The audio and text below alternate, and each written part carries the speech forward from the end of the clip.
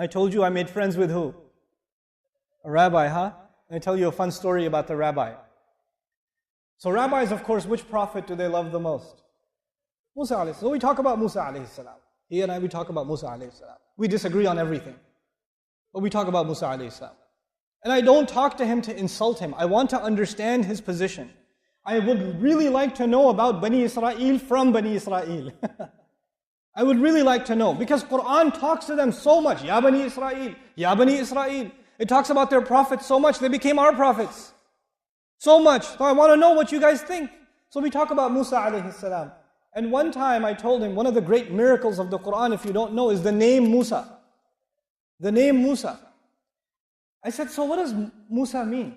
And they don't say Musa in Hebrew, they say Mushe. So Tauratu Musa, they say Taurat Mushe. That's how they pronounce it.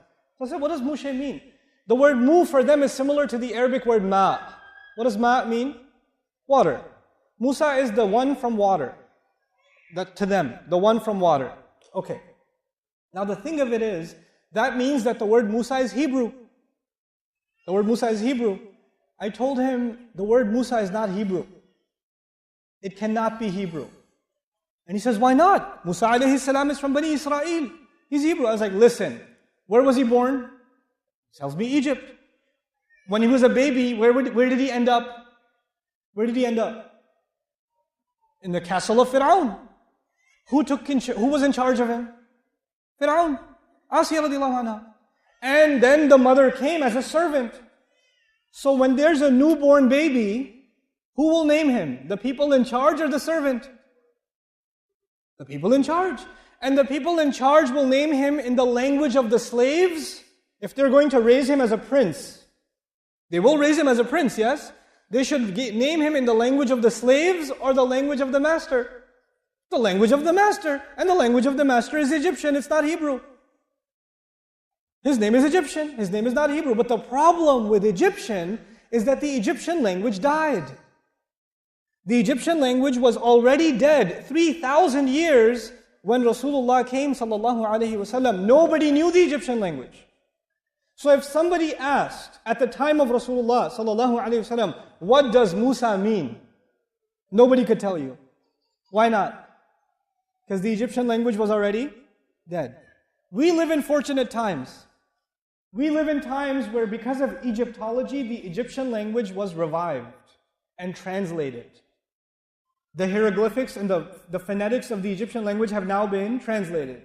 So now we can go back to Egyptian and find out what means Musa means. But before I tell you what it means, let me tell you an ayah from the Quran.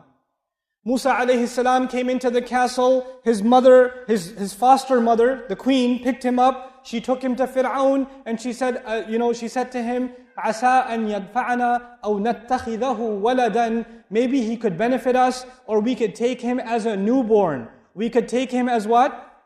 A newborn. A newborn. The word Musa in Hebrew, in Egyptian means newborn. The word Musa in Egyptian means what? Newborn. She came to Fir'aun and said, maybe we could take him as a newborn. Maybe we could take him as a Musa. Quran translated Musa alayhi salam's name into waladan. The Quran knows the Egyptian language even when it's dead. Even when it's dead. Quran translates it accurately. She must have called him Musa, because Musa in Egyptian is newborn. And Quran says we should take him as a newborn. We should, وَنَتَّخِذَهُ وَلَدًا. Subhanallah.